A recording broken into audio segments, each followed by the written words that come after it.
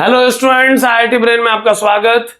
आज हम फिजिक्स में क्लास 11th के topic accuracy and precision of instruments पे डिस्कस करेंगे।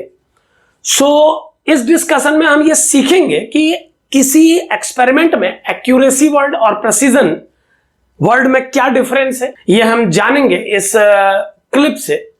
तो इस बात को डिस्कस करने के लिए हम एक एक्सपेरिमेंट पर बात करते हैं। मान लीजिए हम किसी ऑब्जेक्ट के मास को डिफरेंट इंस्ट्रूमेंट से मेजर कर रहे हैं और जिस ऑब्जेक्ट के मास को मेजर किया जा रहा है, ये मान ले एक पल के लिए कि उसका जो एक्यूरेट वैल्यू है, जो एक्यूरेट मेजरमेंट है, वो 8.694 ग्राम है। यानी जिस मेजरमेंट को आप डिफरेंट इंस्ट्रूमेंट से पता लगाना चाहते हैं, मान लेते हैं कि उसका जो एक्चुअल वैल्यू है वो 8.694 ग्राम है। अब मान लीजिए आपने किसी एक इंस्ट्रूमेंट को यूज किया इस कैलकुलेशन के लिए और उसने इसकी रीडिंग को आपको मेजर करके दिया 8.5 ग्राम। यह इंस्ट्रूमेंट डेसिमल के एक प्लेस तक ग्राम में मेजरमेंट दे सकता था। इससे इसकी लीस्ट काउंट का भी पता लगता है। तो यहां पर यह भी ध्यान रखें कि जब हम किसी एक्सपेरिमेंटल आउटकम को प्रेजेंट करते हैं तो उस प्रेजेंटेशन से इंस्ट्रूमेंट की लीस्ट काउंट का भी पता लगता है। यानी जिस इंस्ट्रूमेंट को आप यूज कर रहे थे वो डेसिमल के बाद एक प्लेस तक मेजर करने के लिए एक्यूरेट है, यानी 0.1 ग्राम उसका लीस्ट काउंट है। अब मान लीजिए इसी एक्सपेरिमेंट को, इसी ऑब्जेक्ट के मास को मेजर करने के लिए आपने एक दूसरा इंस्ट्रूमेंट यूज किया और वो इंस्ट्रूमेंट डेसिमल के 2 प्लेस तक मेजर कर सकता है। और जब उस इंस्ट्रूमेंट की हेल्प से आपने इसे मेजर किया तो मान लीजिए इसका रीडिंग आया 8.48 ग्राम। आपने एक बार इंस्ट्रूमेंट यूज किया जो डेसिमल के 1 प्लेस तक मेजर कर सकता था और एक दूसरा इंस्ट्रूमेंट आपने यूज किया जो डेसिमल के 2 प्लेसेस तक मेजर कर सकता था।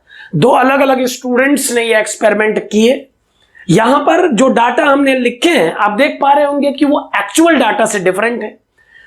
कोई भी मेजरमेंट एक्चुअल मेजरमेंट से डिफर हो सकता है और इस डिफरेंस के लिए यूज किया गया इंस्ट्रूमेंट, जिस स्टूडेंट ने ये प्रैक्टिकल किया है उसके प्रैक्टिकल को मतलब अप्रोच करने के तरीका और अदर कंडीशंस पर डिपेंड करता है। यानी जो आउटकम आपने किसी एक्सपेरिमेंट में जो आउटकम आप लेते हैं वो आउटकम आपके द्वारा यूज किए गए इंस्ट्रूमेंट्स की लीस्ट काउंट, जिस स्टूडेंट ने ये एक्सपेरिमेंट किया है वो स्टूडेंट इस एक्सपेरिमेंट को करने में कितना अवेयर था, उसे इसका कितना आइडिया था, इन सभी बातों पर डिपेंड करता है। अगर आप इन दोनों रीडिंग्स को ध्यान से देखें तो जो पहला रीडिंग है 8.5 ग्राम वो एक्चुअल रीडिंग के ज्यादा क्लोज है। अगर ये डिस्कस करें हम लोग कि कौन सा रीडिंग, जो दोनों स्टूडेंट्स ने रीडिंग दिए हैं उनमें से कौन सा रीडिंग ज्यादा एक्यूरेट है, डेफिनेटली 8.5 ग्राम ज्यादा क्लोज है 8.694 के। तो इस स्टूडेंट के द्वारा किया गया जो एक्सपेरिमेंट है वो ज्यादा एक्यूरेट है। यानी 8.5 ग्राम रीडिंग इस एक्सपेरिमेंट में इन दोनों रीडिंग्स में ज्यादा एक्यूरेट रीडिंग है। लेकिन अगर हम प्रिसाइसनेस की बात करें तो हमारा दूसरे एक्सपेरिमेंट में जो इंस्ट्रूमेंट यूज हुआ है वो इंस्ट्रूमेंट डेसिमल के बाद 2 प्लेसेस तक मेजर कर पा रहा है। प्रिसाइसनेस किसी एक्सपेरिमेंट में आपके द्वारा यूज किए हुए इंस्ट्रूमेंट की लीस्ट काउंट से एसोसिएटेड टर्म है। अगर आप किसी एक्सपेरिमेंट में एक ऐसे इंस्ट्रूमेंट का यूज करते हैं जिसकी लीस्ट काउंट छोटी है तो वो एक्सपेरिमेंट ज्यादा प्रिसाइज होगा। जबकि एक्यूरेसी इस बात पर डिपेंड करती है कि आपने एक्सपेरिमेंट जब किया तो जो आउटकम आया वो आउटकम आपके एक्चुअल आंसर से कितना क्लोज है। क्योंकि लीस्ट काउंट के अलावा स्टूडेंट की उस प्रैक्टिकल के लिए समझ और अदर फैक्टर्स भी इंपॉर्टेंट हैं। कई बार इंस्ट्रूमेंट की लीस्ट काउंट अच्छी होती है लेकिन जब हम उस एक्सपेरिमेंट को करने की कोशिश करते हैं तो हमारे द्वारा किए गए मैनुअल एरर्स से भी आपका जो आउटकम है वो डिफर हो जाता है मेन रीडिंग से। तो यहां पर हम कुछ इस तरीके का ही देख रहे हैं कि दूसरे एक्सपेरिमेंट में यूज किया हुआ इंस्ट्रूमेंट प्रिसाइज तो ज्यादा है लेकिन वो रीडिंग जो ली गई है, जिस स्टूडेंट ने इस रीडिंग को कैलकुलेट किया है उसने एक्यूरेसी प्रॉपर मेंटेन नहीं की है। यही वजह है कि 2 प्लेस डेसिमल तक मेजर करने वाला इंस्ट्रूमेंट भी यहां पर कम एक्यूरेट है और 1 प्लेस तक मेजर करने वाला जो एक्सपेरिमेंट में यूज किया हुआ इंस्ट्रूमेंट है वो ज्यादा एक्यूरेट है।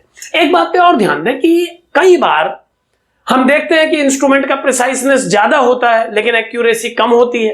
देखिए, इसको करेक्शन फैक्टर लगा के मॉडिफाई भी किया जा सकता है। अगर किसी एक्सपेरिमेंट में प्रिसाइसनेस अच्छी है तो मे बी किसी एक पर्टिकुलर एरर की वजह से वो रीडिंग बार बार डिस्टर्ब हो रही है। जैसे एग्जांपल के लिए मान ले आपको एक लेंथ मेजर करनी है, मैं यही डाटा फिर से एक बार ले रहा हूं, 8.694 इस बार सेंटीमीटर में ले रहे हैं, लेंथ है।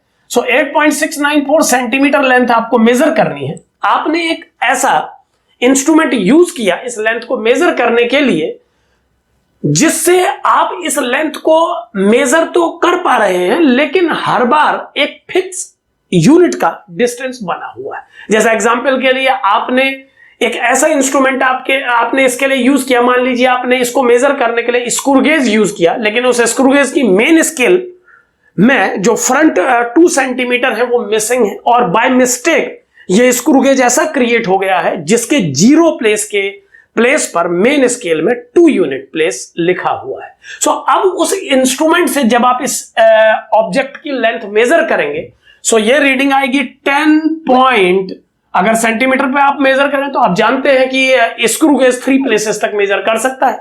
सो आपने मेजर किया 10.694 सेंटीमीटर, यह स्क्रू गेज से आपने रीडिंग दिया।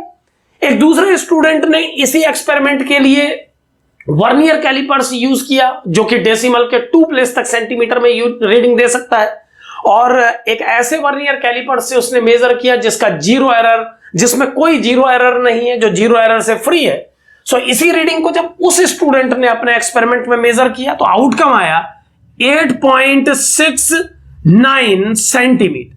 तो अब यहां पर आप ध्यान से देखें कि अगर इन दोनों रीडिंग को हम गौर से देखें तो सेकंड आउटकम ज्यादा एक्यूरेट है क्योंकि वो एक्यूरेट आंसर के ज्यादा क्लोज है। लेकिन फर्स्ट एक्सपेरिमेंट को अगर आप ध्यान से देखें तो उस 2 यूनिट जो मेन स्केल में प्रॉब्लम क्रिएट हुआ था उसके अलावा इसमें कोई एरर नहीं है।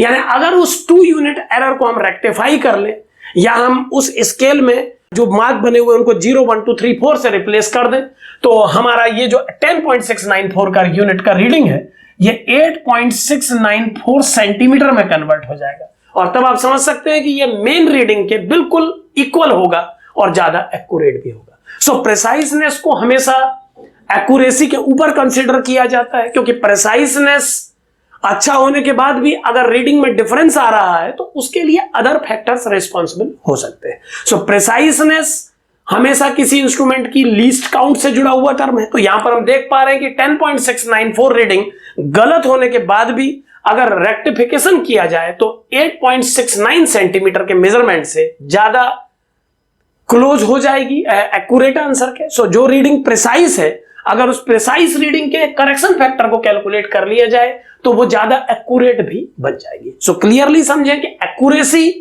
एक्चुअल आंसर से कितना डिफर है आपका आंसर ये प्रेजेंट करती है, लेकिन प्रिसाइसनेस उस इंस्ट्रूमेंट की लीस्ट काउंट से जुड़ा टर्म है और ये बताता है कि आप अपने आउटकम को डेसिमल के बाद कितने प्लेसेस तक, कितने ज्यादा प्लेसेस तक मेजर कर पा रहे थे।